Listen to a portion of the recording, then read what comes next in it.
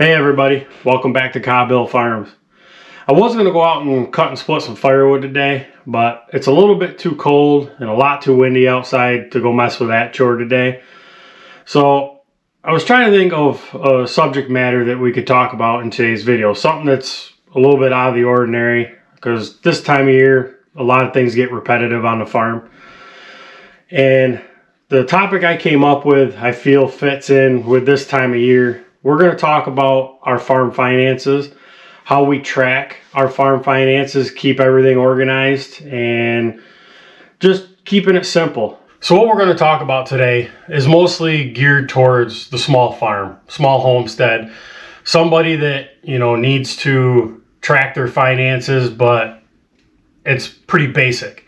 There is a lot of programs out there that you can buy that get really in depth and are probably more tailored towards a large scale operation.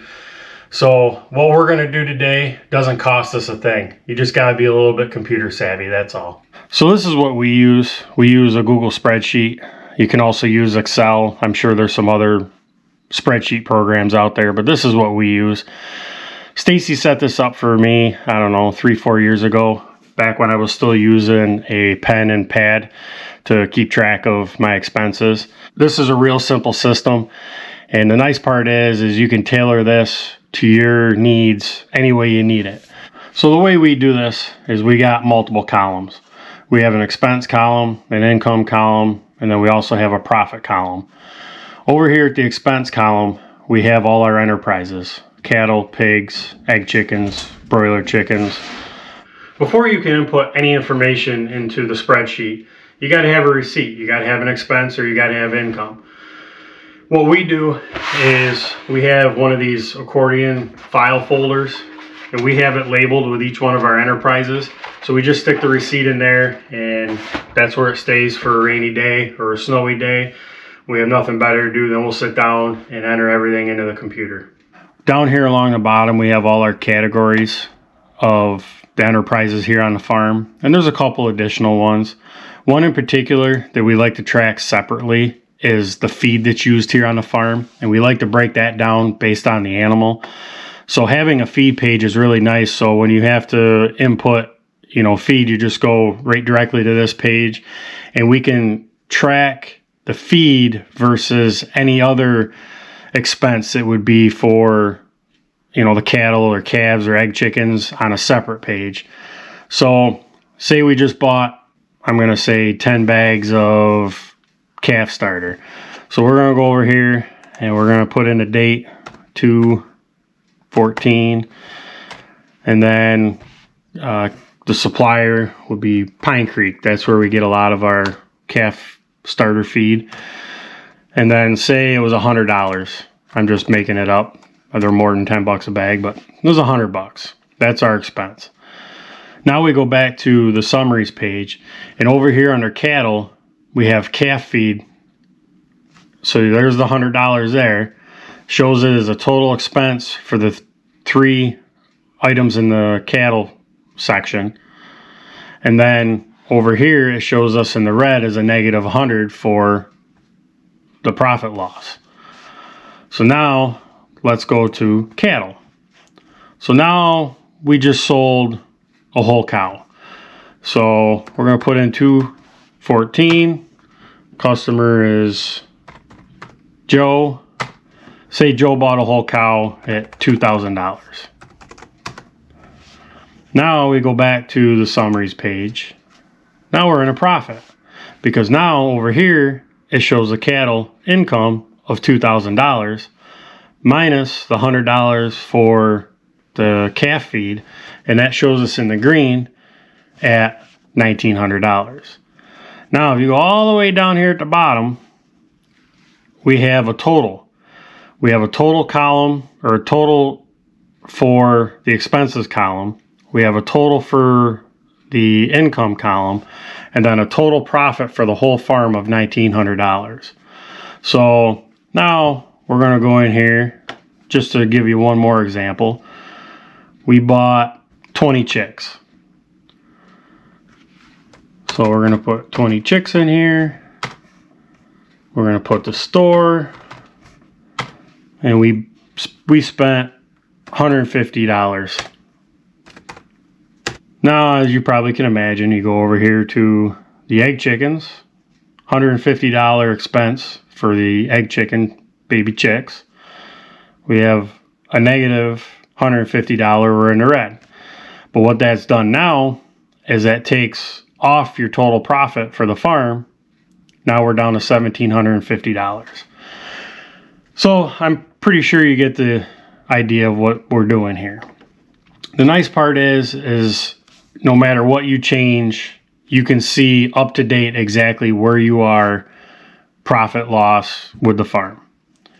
So just to give you an idea of what else we have down here, we have one for pullets. Pullets are baby chicks. We track when we buy broiler chicks. Also when we buy egg layers, we put them in there. We have a column for gas, and we have a column for diesel, and so on. We have a section for infrastructure. Now what I classify as an infrastructure expense to the farm is an expense that's going to be absorbed by many, many different animals within that category over the years of the farm, whether it be chickens or cattle.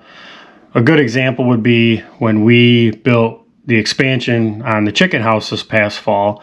That would be an infrastructure expense because the expense is going to be absorbed by many, many different chickens over the years and the production of their eggs being sold off the farm.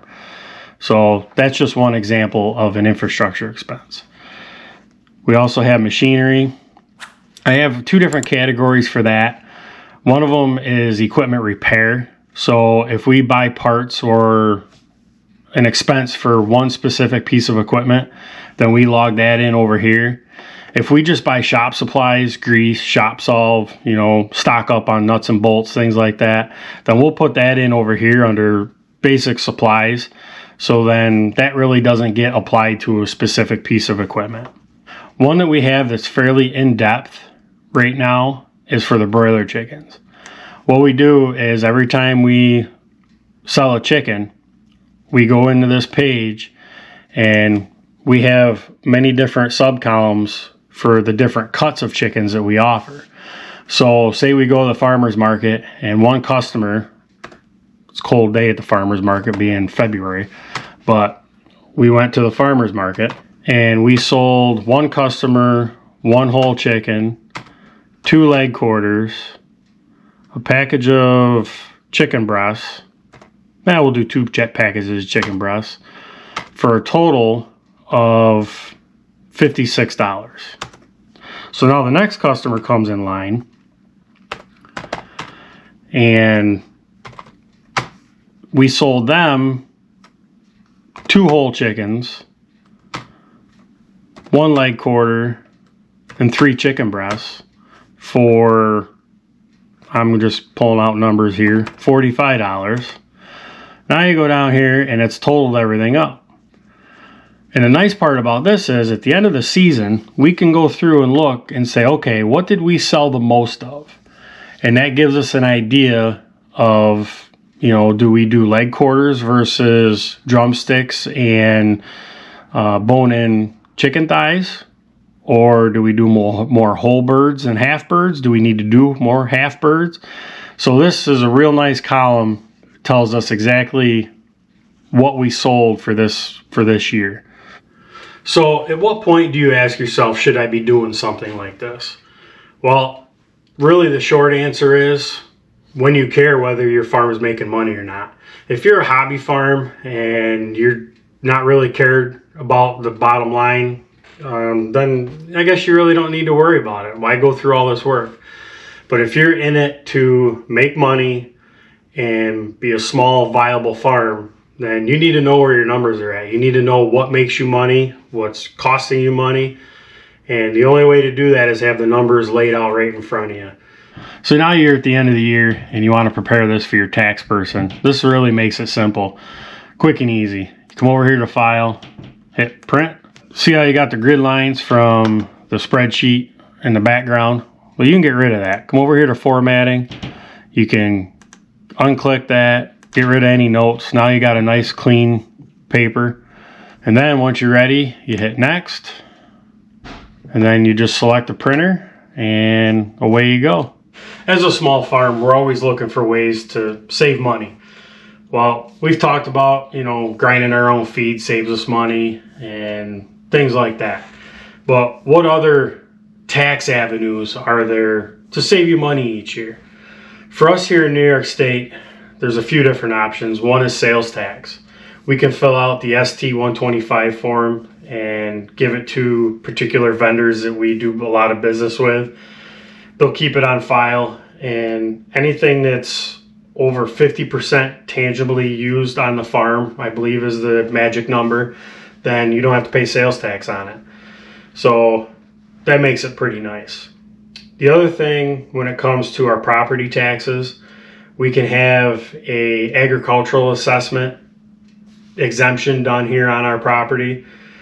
What we have to do with that is you fill out some initial paperwork with your town. You submit that paperwork with them at the town clerk's office, and then you get a reduction on your property taxes every year.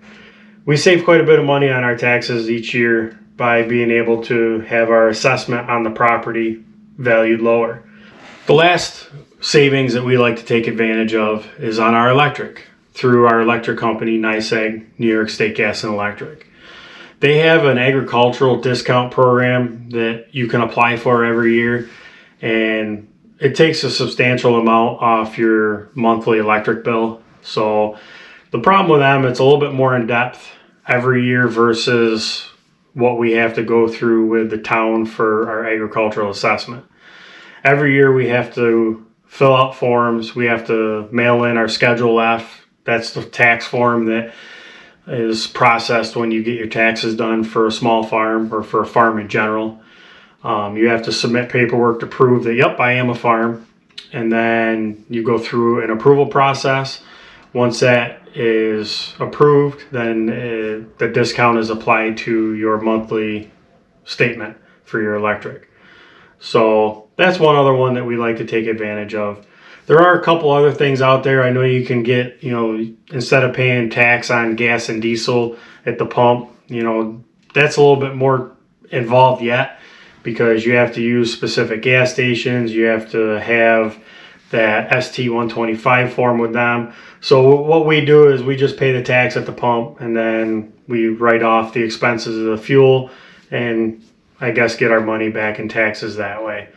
The art of small farms is really a dying breed in this day and age where everything is bigger and better. Milking 2,000 head of cow, farming 10,000 acres of land. That's more of a norm these days. But there are a lot of things out there that help small farms. There's a lot of programs out there, both on the state level and federal level. So you just got to look and take advantage of them. I know we haven't as of yet with some of the grant programs. We're still trying to grasp some of the other things and get our feet wet on that first before we look into future down the road when it comes to maybe some of those. But I wanted to talk about a little something different. Like I said before, this time of year it's hard to come up with content that's a little bit unique or different, because it's just the same old chores, plowing the driveway, maybe working out in the shop when we have something to work on. But this is a topic that I really wanted to talk about. So if you found this video informative or helpful in any way, give it a thumbs up. If you like our channel, as always, we ask you to subscribe. We hope you have a great rest of your day. We'll see you next time.